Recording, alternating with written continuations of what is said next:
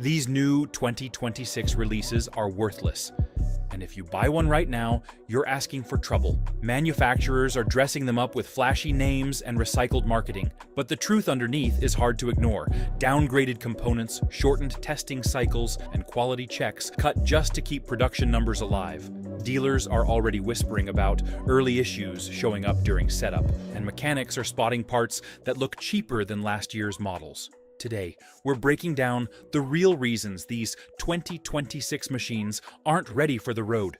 Before you drop a single dollar, you need to hear what's going on behind the curtain. So stick with me to the very end, because every model on this list has a problem you should see for yourself. Number 7. Triumph Bonneville Bobber. Among the modern machines that claim to honor the feel of real metal and grounded riding character, the Bobber often exposes how far today's designs have drifted from practical needs.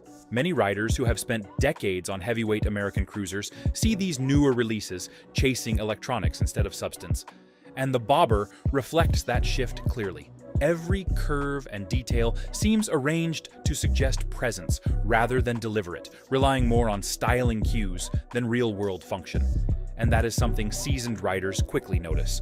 Triumph kept this platform centered on surface-level attitude and branding, yet that decision reveals its limitations as the years go on. The Bobber creates an illusion of control that hides behind simplified menus and stripped-down features, making the connection between rider, throttle, and road feel more constrained than honest. It is the kind of machine that encourages inspection not out of appreciation, but out of doubt about what corners were cut. For riders who believe a motorcycle should earn trust before anything else, the Bobber becomes a reminder of how easily modern releases lean on nostalgia instead of delivering genuine value. Out on the road, the Bobber carries itself with the kind of forced confidence that comes from compensating for design shortcuts rather than real balance. It does not rush to prove anything because it cannot. And it does not need to, because its limits appear early. The bike settles into a rhythm older riders recognize all too well, predictable, in a way that reveals how little refinement went into its handling. The chassis remains passable during calm cruising, but exposes its flaws when the pace increases, making it a questionable choice for riders who want a machine that does not surprise them for the wrong reasons. The ergonomics place the rider in a posture that may seem relaxed at first, but reveals discomfort over longer sessions. What stands out is how the Bobber leans heavily on heritage, without offering meaningful improvement. Without features that matter, and without refinement that counts, it focuses on the bare minimum, leaving the ride feeling thin, unfinished, and far from worth the investment. Power comes in at 77 horsepower from a 1,200 cubic centimeter twin, delivering 78 pound-feet of torque. This machine carries a wet weight of 553 pounds, rests at a seat height of 27.2 inches, uses front dual-disc braking, pairs a fork with a monoshock suspension, and starts at $13,495. Another machine waits ahead, carrying its own story of strength and unmistakable character. Number 6. Indian Scout Bobber. It carries a reputation that sounds stronger on paper than it feels in reality, built on claims of straightforward power, and a stance that supposedly feels planted the moment a rider settles in. It is not a machine designed to impress with layers of electronics or elaborate interfaces, yet that simplicity ends up highlighting how little true advancement is actually offered. Instead of providing meaningful performance or refinement, it delivers the kind of basic response many seasoned riders have grown tired of, especially those who value a real connection between throttle, frame, and road. The Scout Bobber stays close to the ground, keeps the rider centered, and avoids the distractions common on newer cruisers. But that stripped approach reveals limited depth. Riders who have spent decades on heavier machines often find that the Scout Bobber moves with a lightness that feels less refreshing and more unfinished, lacking the durability and authority expected from an American middleweight. Its proportions aim for confidence, yet the execution drifts into mediocrity, and that compromise follows through every mile.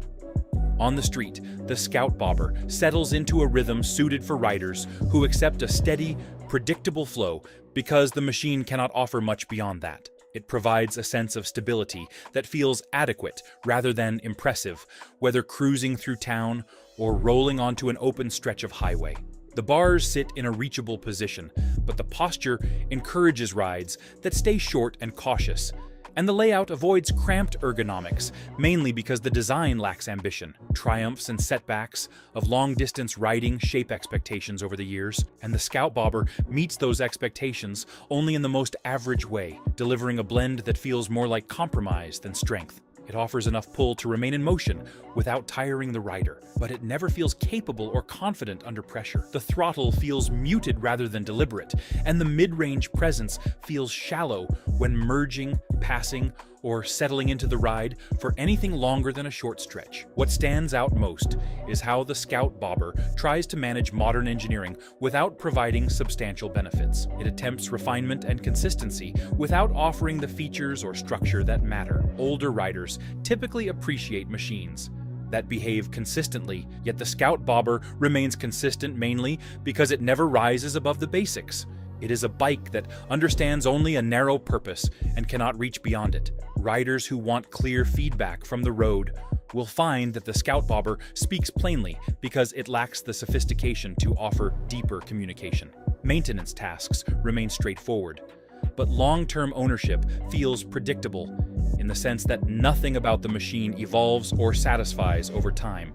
In an era where many bikes chase sharper angles and aggressive electronics, the Scout Bobber keeps an approach that feels dated and underdeveloped. It invites riders to return to basics, but those basics reveal how limited the experience truly is. Another quality that defines the Scout Bobber is how easily it becomes forgettable in everyday riding. It never demands ideal conditions because it has little to offer regardless, carrying itself with a level of composure that never rises above passable, whether on rough pavement, slow traffic, or relaxed miles across familiar roads. Power comes in at 77 horsepower from a 1200 cubic centimeter twin, delivering 78 pound-feet of torque. This machine carries a wet weight of 553 pounds, rests at a seat height of 27.2 inches, uses single disc braking, pairs a fork with a monoshock suspension, and starts at $13,495. Further down this list, the focus shifts to a cruiser that blends heritage with a sharper edge. If you're finding this breakdown useful, make sure to like the video and subscribe so you never miss these rider-focused reports. Share your thoughts in the comments and let other riders know how you see these new 2026 releases. Number 5. Triumph Bonneville Speedmaster. This model speaks to riders who expect more than surface-level charm, offering a calmer kind of confidence only because it never pushes hard enough to reveal its own limits. It carries itself with a level of refinement that feels muted rather than meaningful, never delivering anything that challenges or surprises. That makes it appealing only to riders willing to settle for a machine that supports long, steady miles without offering real capability. The design presents a balance of classic cruiser lines and subtle British character, but the blend creates a presence that feels familiar, mainly because it fails to stand out in any modern sense. Many seasoned riders gravitate toward machines that feel honest from the first moment in the saddle, yet the Speedmaster offers reassurance only because it avoids doing anything ambitious. It encourages a relaxed approach to the road because it lacks the performance to do otherwise, letting the rider settle into a rhythm that distracts from how little substance truly exists. The ergonomics place the rider in a natural position, keeping pressure points low, but that comfort becomes the main feature simply because poor design elsewhere quickly reveals itself. On the road, the Speedmaster delivers a smooth but unimpressive experience, never rising beyond average performance. It holds its line only because it lacks the strength to do more, leans predictably due to conservative geometry, and responds with mild steadiness that avoids challenge. The engine offers modest pull, enough for movement, but never engagement. Riders familiar with real capability notice how dated it feels. It stays stable, consistent, and composed, yet never evolves beyond basic expectations. What makes the Speedmaster stand out is how its supposed attention to detail highlights its limitations. Fit and finish seem careful, but they compensate for the lack of real innovation. These touches distract from the absence of meaningful engineering depth. The handling stays predictable because it never challenges the rider, and the softened ride masks weak responsiveness. Over time, the Speedmaster becomes suitable only for short rides or calm commutes, turning into a fallback rather than a genuinely capable choice. Another defining trait of the Speedmaster is how little it offers beyond nostalgia, relying on familiar cruiser styling to hide its lack of real capability. Its refinement feels muted, its power limited, and its handling predictable only because it never challenges the rider. Fit and finish distract from the absence of meaningful engineering, leaving a motorcycle that moves steadily but never impresses. Over time, it fades into the background, becoming a default choice, rather than one earned through performance alone. Refinement appears in the form of 78 horsepower and 80.2 pound-feet of torque from a 1,250 cubic centimeter engine. Total wet weight reaches 587 pounds. Seat height lands at 28.2 inches. Braking comes from dual discs. Suspension pairs a fork with a monoshock, and entry pricing stands at $13,995. What follows is a model that approaches classic cruising, with a broader, more relaxed posture. But before we roll on, make sure your gears and accessories are ready. Links are in the description. Number 4. Kawasaki Vulcan 900 Classic. A steady, no-nonsense approach to cruising defines the motorcycle that fits here on the list. It is a motorcycle built around simplicity, only because it lacks the engineering depth to offer anything more, and those limits reveal themselves the moment the rider settles into the seat. Rather than attempting sharper angles or meaningful development, the Vulcan keeps a traditional cruiser shape that feels recycled to anyone who has spent time on long, open highways. The layout is basic, the controls feel dated, and every part of the riding experience centers on minimal effort rather than capability. Riders who have logged many years on heavy American machines may initially feel relief in the Vulcan, but that relief quickly turns into disappointment when they realize the absence of meaningful improvement behind the simplicity it advertises. The way the Vulcan handles daily riding becomes one of its most revealing weaknesses. It moves with a calm, steady nature only because it lacks the power or refinement to behave any differently. The bars sit at a natural height to mask ergonomic shortcuts. The mid-range power delivery feels muted and controlled, and the weight is balanced just enough to keep slow-speed maneuvering from becoming frustrating. Cruisers in this category risk feeling too soft or too sluggish, and the Vulcan manages to fit awkwardly between both, offering only enough responsiveness to stay moving without offering anything engaging. Riders who use their motorcycles for relaxed weekend trips or weekday commutes may notice how the Vulcan carries itself with predictable behavior. But that predictability arrives not from engineering quality, but from an overall lack of ambition. Another defining trait of the Vulcan is its overstated reputation for longevity. Many riders value motorcycles that handle routine maintenance without complication, yet the Vulcan simply avoids complexity because it has little technology or innovation to maintain. The engine operates with basic consistency that makes ownership less demanding, but also less rewarding than many larger cruisers. The bike remains tolerable across rough pavement, holding its composure only because its suspension lacks the responsiveness that would expose deeper flaws. Over time, riders realize the Vulcan does not attempt to be more than a bare minimum cruiser. Instead, it focuses on being steady in the least impressive sense, offering basic transportation rather than a machine that feels like a real partner on long, low-stress miles. Out on open stretches, the Vulcan maintains the same uninspired character. It does not rush, because it cannot, but it does not hesitate because nothing about it is powerful enough to demand control. Riders who value smooth transitions,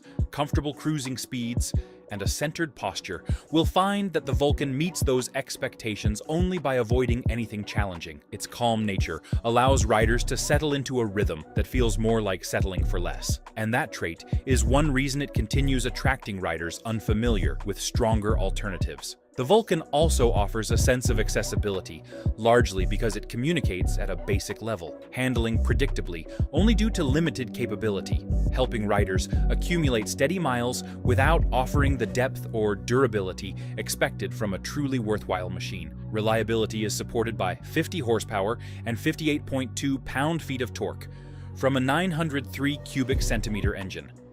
The bike carries a wet weight of 620 pounds, sets the rider at a seat height of 26.8 inches, relies on single-disc braking, uses a fork and dual shock suspension setup, and begins at $9,399. Riders looking for a different expression of dependable cruising will find the next machine worth attention. Number 3. Triumph Rocket. 3. Storm. Sheer torque becomes a statement of intent as the machine in this position rolls into focus. Riders who have spent decades around big cruisers understand immediately that the Rocket is built with a philosophy that feels out of step with what most riders actually need. It is not a machine created to improve tradition or move with industry trends. Instead, it stands as a reminder that raw mechanical force can be delivered without direction or balance. The Rocket holds itself with a kind of misplaced authority, the sort that comes from oversized engineering rather than real-world practicality. For riders who appreciate usable torque, the Rocket offers a sensation that feels excessive rather than functional, especially as the industry shifts toward designs that actually help riders instead of burdening them with outdated extremes. Despite its intimidating proportions, the Rocket behaves with a smoothness that masks deeper flaws. The chassis is engineered to carry its size, but it still forces the rider to remain overly cautious at low speeds. Many seasoned riders are surprised not by balance, but by how much attention is required simply to keep the bike composed when maneuvering through parking lots or easing into a tight turn. It hides its mass only to a point, after which the rider is reminded of its weight in every slow transition. Once the ride opens up, the Rocket reveals its most problematic qualities. It pulls with a firmness that feels powerful, but lacks finesse, creating a surge that can feel overwhelming rather than controlled. Riders who value predictable long-distance comfort will find that the Rocket settles into a rhythm that demands effort to manage, making the rider feel the burden of its size rather than benefiting from it. One of the defining characteristics of the Rocket is the way it attempts to blend precision into a machine that is too commanding for its own good. The controls feel direct but lack subtlety. The throttle response stays predictable only because the bike cannot risk abrupt behavior, and the ride often becomes heavy and tiring. Riders familiar with powerful motorcycles frequently comment that the Rocket feels less secure than lighter options because it clings to the pavement through brute weight rather than true stability. The seating position places the rider upright, yet the stance feels forced, leaving the rider to adjust constantly over longer distances. Even riders used to classic American cruisers may find the Rocket uncomfortable once its footprint becomes a limitation rather than a feature. Raw force shows itself in 177 horsepower and 163 pound-feet of torque, pushed by a 2,475 cubic centimeter engine. Wet weight lands around 720 pounds. Seat height sits at 29.5 inches. Braking comes through dual discs, suspension uses a fork and monoshock, and pricing opens at $24,995. Another contender rises beyond this point, offering a refined take on American-style power and presence. If you want more straight, rider-first analysis without the sales spin, go ahead and subscribe. Every day we uncover the truth behind new releases, ownership costs, and long-term reliability, giving you the information manufacturers would rather you never hear. Number 2. Indian Chief Dark Horse. American V-twin tradition takes on a darker, more modern expression in this chapter's contender. It doesn't drown itself in excessive chrome or LED clutter, but the stripped-down approach exposes how little substance lies underneath. Its bold silhouette, solo seat, and mid-mount foot controls position the rider for a direct feel, yet that feel highlights compromises rather than strengths. Riders who have spent years on heavy touring machines know that a bike either feels right immediately or it doesn't, and the Chief Dark Horse offers only the illusion of immediacy. It gives a first impression that demands acknowledgement, but the deeper riding experience rarely delivers enough to justify it. Once on the road, the Chief Dark Horse shows its limitations in comfort and composure. The handlebar reach may be forgiving, but it compensates for geometry that feels neither relaxed nor purposeful. The posture lets the rider settle in, but only because the bike lacks the precision to support more dynamic riding. The engine's response matches the moment, simply because the output is restrained, avoiding jerkiness only by avoiding real performance. It offers enough punch for basic highway passes, but the experience remains muted and unremarkable. Riders who value steady cruising will find that the Chief Dark Horse maintains a planted demeanor largely because it lacks the power to unsettle itself. The chassis follows the mission of carrying the rider, yet it does so with minimal character, leaving long miles feeling bland rather than balanced. Shorter rides avoid becoming tests of suspension only because the suspension itself avoids delivering anything memorable. Instead of feeling like a partner in the ride, the bike becomes an appliance, something a rider uses rather than connects with. What distinguishes the Chief Dark Horse is its attempt to merge heritage with modern mechanical integrity, though the execution falls short on both sides. The styling recalls the golden age of American motorcycling bobbed fenders, minimalist shapes, and raw details. But beneath that aesthetic lies engineering that feels basic for today's roads.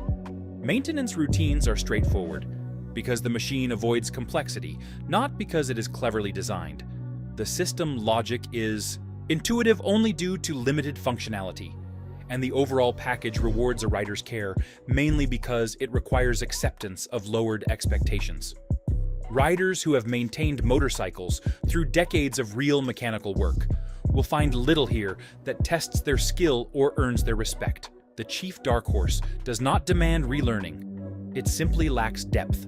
Heritage Performance delivers 90 horsepower and 120 pound-feet of torque from a 1890 cubic centimeter engine. A wet weight of 670 pounds and a seat height of 26 inches define its stance, supported by dual disc braking, a fork and dual shock suspension, and a starting price of $18,499. Only one motorcycle remains, holding the final position with undeniable authority.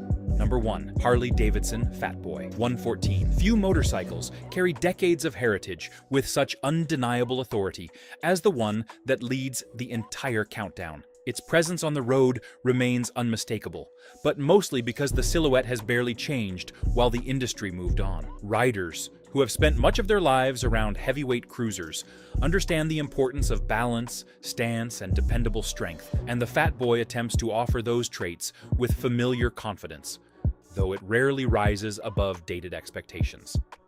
It is a motorcycle that does not chase fleeting trends or playful styling experiments simply because it has no meaningful innovations to offer.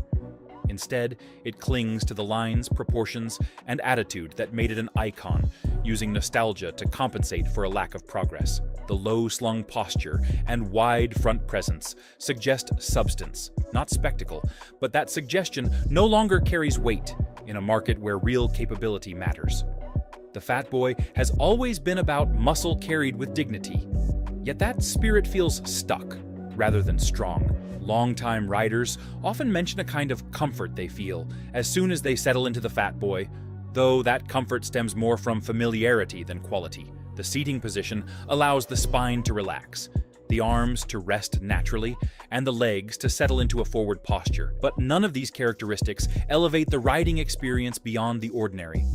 This combination creates grounding that helps the rider feel connected, yet the bike offers little beyond that basic connection. The Fat Boy does not try to impress with complicated electronics or excess controls because it lacks the refinement to support modern features. It instead focuses on delivering a smooth, strong, consistent ride that feels acceptable but rarely satisfying.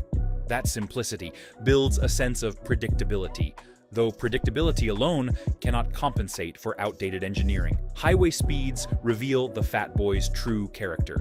It remains planted, mostly because its weight forces it into the pavement, behaves predictably in crosswinds due to sheer mass, and communicates the road surface without jolting the rider, only because the suspension avoids ambition. The Fat Boy remains visible mostly because it tries to balance presence with approachability. Though the result feels superficial, it offers only basic manageability at low speeds, and whatever confidence it gives quickly fades into resignation. Its broad wheels add stability, but sacrifice agility, leaving the ride dull and predictable. Riders may tolerate its consistency, but that sameness never improves. Whether 10 miles or 1,000, the experience stays repetitive and unremarkable. Iconic muscle comes through with 95 horsepower and 118 pound-feet of torque from a 1,869 cubic centimeter engine. Wet weight settles at 716 pounds. Seat height measures 25.9 inches. Braking relies on a single front disc. Suspension pairs a fork with a monoshock, and entry pricing begins at $21,349. This concluding pick closes the countdown with the unmistakable weight of tradition and unmistakable road presence. That wraps up the truth behind these so-called 2026 releases. Some of these bikes might look good from 10 feet away, but once you dig into the details, the problems speak for themselves. Now I want to hear from you. What's your take? Have you seen any issues at your local dealer? Drop your experience in the comments. Riders learn from riders. If this breakdown helped you, hit that like button. And if you want straight, rider-first reports with no corporate spin, go ahead and subscribe.